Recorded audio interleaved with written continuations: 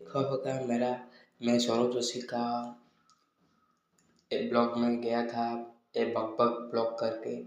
मैं उत्तराखंड गया था उनको देखने के लिए, उनको अवार्ड मिला, उत्तराखंड अवार्ड तो मिला, तो मैं गया था। प्लीज़ मेरा यूट्यूब चैनल को सब्सक्राइब कर देना। Okay guys, bye.